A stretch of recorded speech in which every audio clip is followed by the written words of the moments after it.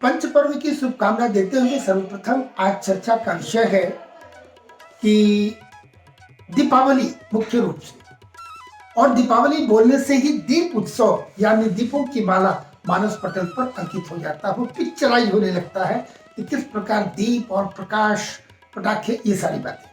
तो आज विषय मुख्य रूप से इस पर चर्चा करना आवश्यक है कि दीपक कब, किस दिन, कैसे दीपक और कितने दीपक जलाए जाने चाहिए। तो दीपावली के साथ हम पंच पर्व की चर्चा करेंगे। पंच पर्व का तात्पर्य हो गया एक साथ ये चातुर्मास में भगवान विष्णु, श्री हरि विष्णु, कुछ तो नवरात्र बीता और अभी दीपावली की बात है। तो सर्वप्रथम धनतेरस, छोटी दीपावली, फिर मुख्य रूप से दीपावली, अन्नकूट, जिसे हम पंच पर्व के नाम से जानते हैं। यदि दीपक की बात की जाए तो स्पष्ट रूप से समझना है कि पंच पर्व में लगातार 5 दिन दीपक जलाए जाने का विधान है। प्रायः कुछ लोग सामान्य रूप से ये कम करते हैं, किंतु बताना अनिवार्य है और ये काफी प्रश्न। अब किस दिन, कैसे दीपक, कहाँ जलनी चाहिए, कितनी संख्या में। तो प्रारंभ करता हूं धनतेरस। धनतेरस के दिन सर्वप्रथम माता लक्ष्मी के समक्ष यानी आपके पूजन स्थल, जो भी घर में पूजा घर है, वहां जलाएंगे घी की दीपक, घी की दिया वहां जलेगी, यह स्मरण रहे। रसोई घर में दीपक जलना है। उसके बाद पानी का स्थान जो घर पर है, जहां आपके पानी का स्थान रखे हो, वहां जलना है। घर के मुख्य द्वार पर जलनी है। इसके बाद अपने घर के नजदीक जो भी देवालय, शिवालय, मंदिर है, वहां जलनी चाहिए। यदि कोई तालाब, नदी, बावड़ी है, वहां जलाए जाने चाहिए।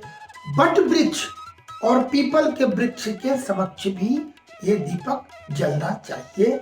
और सबसे बड़ी बात, कूड़े करकट के ढेर के पास भी एक दिया जलनी चाहिए, तेल की दिया। यह स्मरण रखने की बात है। धनतेरस।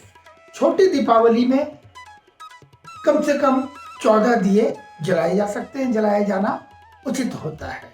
वहां भी फिर मैं आपको वही स्मरण करा दूं कि जहां जल का स्थान है वहां, और बाहर नदी, तालाब, बावड़ी, मंदिर, शिवालय, देवालय, वट वृक्ष और पीपल वृक्ष के समक्ष।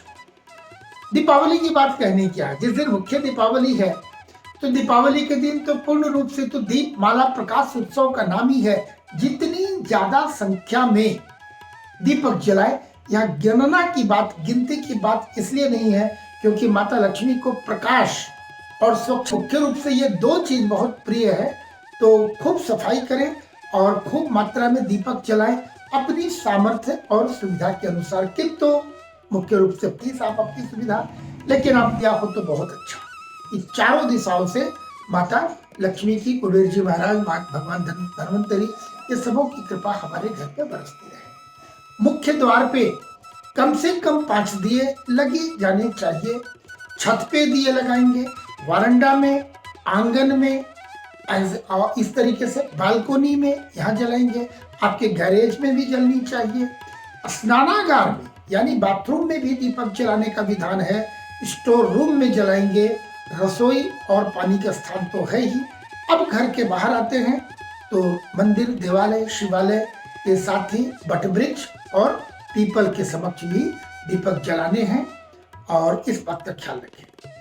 मुख्य रूप से भी बात आपको मैं स्मरण करा दूं कि कम से कम दीपावली के दिन घर का कोई भी एक ऐसा कोना न बच जाए जहां प्रकाश की विद्युत व्यवस्था नहीं है।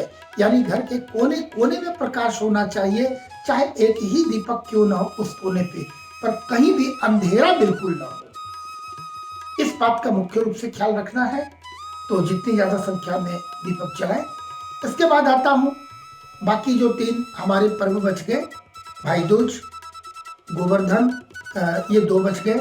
यहाँ भी कम से कम अपनी सुविधा अनुसार 1-2 दीपक, 5 दीपक भी जल जाए तो अच्छा। जैसा मैंने प्रारंभ में बताया कि पंच उत्सव में, ये पंच पर्व में 5 दिन दीपक जलाने के नाम पर भी दीपक जलता, जिसकी चर्चा हम किसी अन्य वीडियो में आपको अवश्य बताऊंगा विस्तार से कि यम का दिया कब, कहां, कैसे और कौन जलाए। इसकी चर्चा अगली वीडियो में पहुंच से देखें, इसकी भी मैं चर्चा करूंगा। वो विषयांतर होगा, इसीलिए मैं मात्र स्पष्ट करके दे रहा हूँ कि धनतेरस के दिन दीप दान भी करेंगे यम दान के नाम पर। बहुत शुभकामना पंच पर्व की, आपके घर में बहुत सुख समृद्धि बरसती रहे, माता लक्ष्मी की कुबेर की कृपा हो, स्वस्थ रहें, खूब मस्त रहें। हरिओम। प्रभातखबर.com, विश्वास वही, रफ्तार नहीं।